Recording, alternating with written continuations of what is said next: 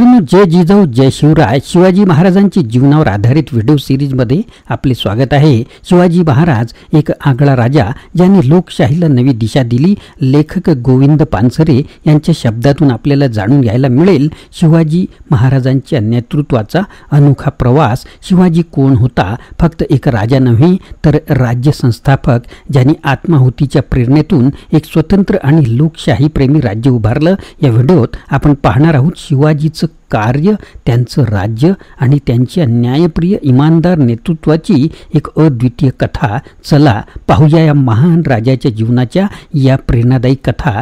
सुरुवात करूया काही महत्त्वाच्या प्रश्नांनी। शिवाजी महाराजांचे जीवन कशा प्रकारे लोकशाहीचे आदर्श उदाहरण आहे? शिवाजी महाराजांनी राज्य स्थापनेत कोणत्या तत्वांचा अवलंब केला? शिवरायांचे कार्य आपल्याला आजच्या काळात कोणत्या प्रेरणा देऊ शकते? राज्य स्थापनेच्या प्रवासात शिवाजींनी आत्माहुतीचा कसा विचार केला? शिवाजींच्या जहागिरी, इमानदारी आणि वतनदारीच्या तत्वांचा आजच्या समाजावर काय प्रभाव पडू शकतो? शिवाजींच्या राज्यकर्तृत्वात लोकशाहीचे महत्त्व कसे दिसून येते? शिवाजी महाराजांनी गावगाड्याचे व्यवस्थापन कसे केले आणि ते आज आपल्याला कसे उपयोगी पडू शकते? शिवाजी महाराजांनी त्यांच्या कार्यातून समाजाला कोणते नवे आदर्श दाखवले? शिवाजींच्या नेतृत्वाने अन्यायाविरुद्धचा लढा कसा प्रेरणादायी ठरतो? शिवाजी महाराजांच्या जीवनातून आपण कसे एक आदर्श समाज निर्माण करू शकतो? या सर्व प्रश्नांची उत्तरे देणारा हा व्हिडिओ पूर्ण पहा आणि नवीन असाल तर पुढील व्हिडिओसाठी चॅनल सबस्क्राइब करून ठेवा। आगळा राजा शिवाजी। तसं पाहिलं तर छत्रपती शिवाजी महाराजांवर आजवर बरंच लिखाण झालं आहे। कथा, कादंबऱ्या, नाटके, तमाशे, गाणी, पोवाडे, इतिहास, चरित्रे इत्यादी वाङ्मयाचे जेवढे म्हणून प्रकार आहेत त्या सर्व वाङ्मय प्रकारात शिवाजी आणि शिवकाल हा विषय अनेक वेळा येऊन गेला आहे। चित्रपटही निघालेत, व्याख्यानेही खूप झालीत आणि होत आहेत। पण एवढं सारं होऊनही शिवकालाची, शिवाजी महाराजांची आणि त्यांच्या कार्यात प्रेरणा ठरलेल्या कारणांची जी प्रतिमा सामान्य जनमानसात निर्माण झाली आहे ती इतिहासाशी इमान असलेली प्रतिमा आहे असे म्हणत नाही। लोकशाहीत राजाचे कौतुक खरं म्हणजे सरंजामशाही आणि राजेशाही हे कालबाह्य झालेली समाज रचना आहे।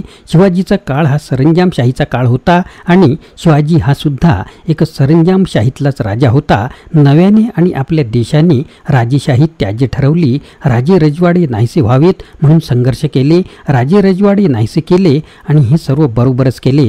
राजेशाही मोडून त्या जागी आपण लोकशाही आणली, हे सुद्धा बरोबरच केले। शिवाजीने स्थापन केलेल्या राज्याचे शिवाजी नंतर जे काही झाले यावरून सुद्धा राजेशाही ही स्वीकारण्याजोगी व चालू ठेवण्याजोगी समाजव्यवस्था नव्हती हेच सिद्ध होते। प्रगत अशा ब्रिटिश भांडवलशाही साम्राज्यशाही समोर भारतातील सरंजामशाही टिकाव धरू शकली नाही। यावरून सुद्धा सरंजामशाही व राजेशाही टाकाऊ समाजव्यवस्था ठरते हेच पुन्हा दिसते।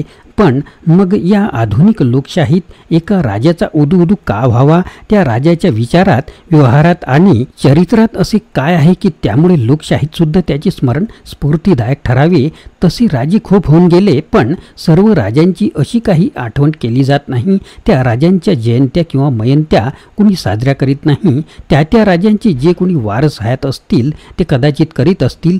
क्वचित कोणाच्या बाबतीत त्या राजांच्या संस्थानात समाविष्ट असलेल्या प्रदेशातील काही लोक कुठे कुठे असे करीत असतील। परंतु शिवजयंती जितक्या विस्तृत प्रदेशात, जितक्या मोठ्या प्रमाणात आणि ज्या उत्साहाने, उमेदीने व स्फूर्तीने साजरी केली जाते तसे इतर कुणाही राजाच्या बाबतीत घडत नाही। असे का व्हावे? इतर राजांपेक्षा या राज्यात काय वेगळेपण होते की ज्यामुळे असे घडत आले आहे? शिवकालीन किंवा त्याच्या आगेमागे होऊन गेलेल्या इतर राजांपेक्षा शिवाजीत असे काय वेगळेपण होते? हे वेगळेपण समजावून घेतलं तर शिवकालाचा व शिवचरित्राचा नीट उलगडा होईल। राज्य संस्थापक। पहिली गोष्ट म्हणजे शिवाजी हा कोणी अगोदर तयार केलेल्या गादीवर वारसा हक्काने बसलेला आयतोबा नव्हता। आयत्या पीठावर रेघोट्या उठवणे सोपे असते, त्यात फारसे कौतुकास्पद काही नसते। वारसा हक्काने राजे बनलेले अनेक होऊन गेले। शिवाजी वारसा हक्काने राजा बनला नव्हता, त्याने राज्य निर्माण केले। तो राज्य संस्थापक होता। राज्य निर्माण करणे सोपे नव्हते व नसते। शिवाजीने ते केले. इतरांनी स्थापलेल्या राज्यावर बसणे आणि स्वकर्तृत्वावर राज्य निर्माण करणे यात खूप फरक आहे.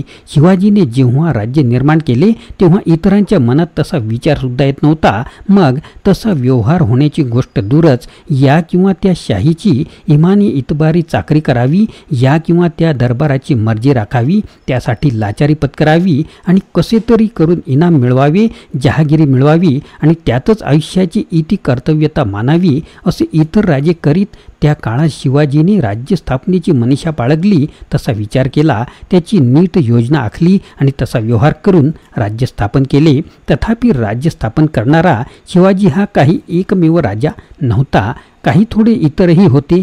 त्या थोड्या इतरांना सुद्धा जनमानसात शिवाजीला मिळाले तसे स्थान मिळालेले नाही. आपले कार्य, आपले राज्य, शिवाजी महाराजांच्या कार्याचे आणि राज्याचे इतर राजांच्या कार्याहून आणि राज्याहून सर्वात ठळक वेगळेपण कोणते? शिवाजीचे कार्य आणि शिवाजीचे राज्य त्या राज्यात राहणाऱ्या सर्वसामान्य माणसाला, रयतेला आपले वाटत होते. हेच ते ठळक वेगळेपण आहे असे मला वाटते. खरं म्हणजे एखादी राज्य चांगले की वाईट हे ठरवणारी सर्वोत्तम कसोटी कोणती? ज्या राज्यातील प्रजेला, सामान्य प्रजेला, बहुसंख्य प्रजेला, बहुजनाला हे राज्य आपले आहे असे वाटते, ते राज्य उत्तम समजावे. आपण सध्या लोकशाही राज्यात राहतो. जगात अनेक देशात आपल्या देशातल्यासारखी लोकशाही आहे. या लोकशाही राज्यातील प्रजेला, बहुसंख्य सर्वसामान्य प्रजेला ही राज्य आपली वाटतात का? आपल्या देशात जे काही चाललं आहे ते आपल्यासाठी चालले आहे असे बहुसंख्य जनतेला वाटते का? मला वाटते याचे प्रामाणिक उत्तर नाही असे आहे. लोकांनी निवडून दिले असले तरी सध्याचे लोकशाही राज्य व त्या राज्यात जे काही चालू आहे ते प्रजेला आपले आहे, आपल्यासाठी चालले आहे असे वाटत नाही. शासन संस्थेची एक उत्तम व्याख्या आहे जी लोकातून निर्माण होते पण वाढत्या गतीने लोकांपासून अलग पडते. ती शासन संस्था. सध्याचे लोकशाही राज्य लोकातून निर्माण झाले आहे व लोकांपासून अलग पडले आहे, वाढत्या गतीने अलग पडते आहे. याचा अर्थ आजच्या तथाकथित लोकशाहीपेक्षा शिवकाळातील सरंजामशाही प्रगत होती असा नाही.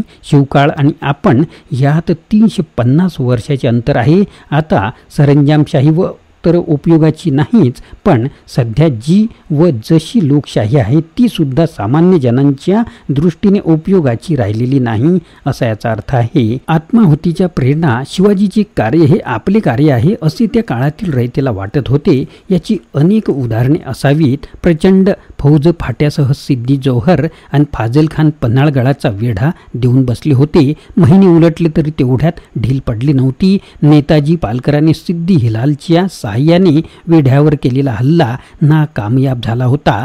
छत्रपतींच्या सेनापतीला हार पत्करून पळून जावे लागले होते. स्वतःच्या मुलाला वाचवायला गेलेला इमानी सिद्दी हिलाल शत्रूच्या हाती सापडला होता. वेढ्यात अडकून पडलेल्या शिवाजी राजांना सुटकेचा मार्ग सापडत नव्हता. अशा वेळी वेढ्यातील पातळ जागा शोधून गुपचूपपणे विशाळ गडावर पळून जाण्याचा बेत रचला गेला. या बेताचा एक भाग म्हणून एक खोटा शिवाजी तयार करण्यात आला.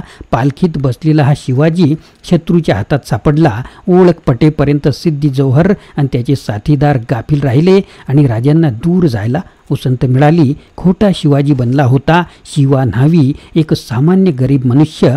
या शिवा न्हाव्याला हे ठाऊक होते की आपण स्वतःला पकडून द्यायचे आहे. असे आपण पकडले जाणार व पकडले गेलो की आपला खात्मा होणार. पण तरी तो तयार झाला. शेवटी सापडला आणि शत्रूच्या तलवारीने हसत हसत खतमही झाला. जाणून बुजून मृत्यूला कवटाळायला गेलेला शिवा न्हावी कुण्या जहागिरीच्या लोभाने गेला नव्हता. आपण मेलो तरी चालेल पण शिवाजी राजा जगला पाहिजे अशी त्याची जिद्दीची व ठाम भूमिका होती. कारण शिवाजी करतो ते आपली स्वतःची कार्य आहे, साऱ्या रयतेसाठी तो करतो आहे अशी शिवा न्हाव्याची खात्री होती. अशी खात्री असणारा शिवा न्हावी एकटाच नव्हता. पन्हाळगडाच्या वेढ्यातून महाराज निसटले.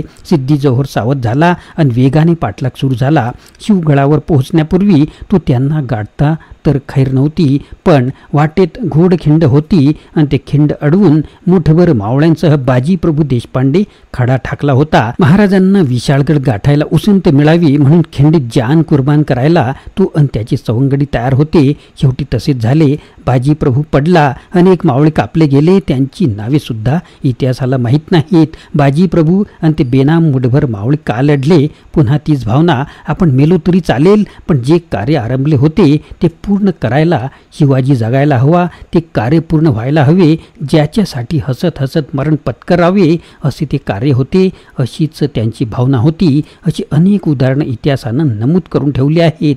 शहिनशाह औरंगजेबाचा इमानी सरदार मिर्झा राजे जयसिंग याच्या समोर महाराजांना हार पत्करावी लागली. नामुष्कीचा तह स्वीकारून आग्र्यात जावे लागले. आग्र्याच्या कैदेतून सुटकेचा मार्ग गावसेना पुन्हा शक्कल लढवली गेली आणि महाराज पसार झाले. पसार होताना बिछाण्यावर एक जण शिवाजीचे सोंग घेऊन झोपला होता आणि एक जण त्याचे पाय चेपत होता. पसार व्हायला संधी मिळावी, डाव उघडकीस यायला उशीर व्हावा आणि मिळेल तेवढ्या वेळेत राज्याने दूर निघून जावे म्हणून ही रचना केली होती. मृत्यूला सामोरे जायला मागे राहिले होते मदारी मेहतर आणि हिरोजी फर्जद. लवकर असो अगर उशिरा असो, डाव उघडकीस येणार, आपण पकडले जाणार आणि बेमोत मारले जाणार याची मदारी मेहतरला आणि हिरोजी फर्जदला जाण नव्हती. मृत्यूला कवटाळून आत्माहुती द्यायला ते दोघे का तयार झाले? पुन्हा तेच उत्तर, शिवाजीने आरंभलेले कार्य मोलाचे आहे, ते पूर्ण व्हायला हवे, टिकायला हवे. आपण मेलो तरी चालेल, हीच ती भावना. आपण मेलो तरी चालेल, पण शिवाजी जगला पाहिजे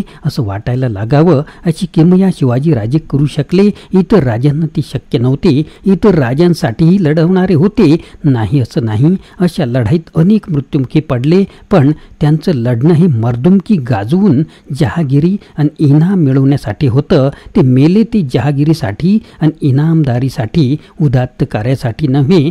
शिवकार्यात लढवय्ये सैनिक तर सहभागी होतेच, परंतु सर्वसामान्य रयत सुद्धा आपल्या परीनं सहभागी होती आणि हे फार महत्त्वाचं होतं. राजाच्या कार्यात जेव्हा रयत मनापासून सहभागी असते तेव्हा ते कार्य यशस्वी होतं. खरं म्हणजे ते कार्य राजाचं नसतं तर सर्व रयतेचं असतं आणि म्हणूनच यशस्वी होतं. रयतेच्या स्वराज्य कार्यासाठी सहभागाचं ऐतिहासिक सत्य एका प्रतिभावान कवीनं सोप्या आणि रोखठोक भाषेत कविता करून नोंदून ठेवलं आहे. कवितेचं ध्रुपद आहे, खबरदार जर टाच मारोनी जाल पुढे चिंधड्या उडवीन राई राई एवढ्या. कवी वर्णन करतो एका छोट्या प्रसंगाचं. धामधुमीचा काळ आहे. सैनिक शिपाई तर सोडाच, पण शेत नांगरणारा साधा शेतकरी सुद्धा सावध आहे. कुणाचे सैनिक कुठे जातात इकडे त्यांचं लक्ष आहे. स्वराज्य कार्यात दगाफटका करणारा कुणी आढळला तर त्याला हटकला पाहिजे अशी सगळीकडे भावना आहे. बांधावरून 4 घोडेस्वार जाऊ पाहत आहेत. शेतकऱ्याचा 10-12 वर्षाचा कोवळा पोरगा धिटाईनं त्यांना अडवतो आणि सांगतो, खबरदार पुढे जाल तर चिंधड्या उडवीन.